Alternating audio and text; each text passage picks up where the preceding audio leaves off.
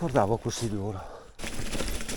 Allora giriamo di qua perché sento che stanno sparando, sono a caccia, dunque non voglio inoltrarmi dentro il boschetto. Torno verso Dattago.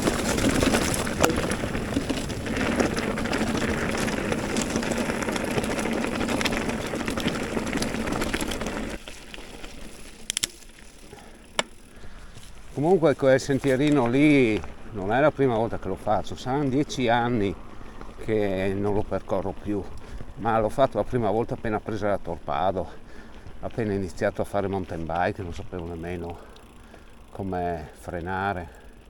Boh,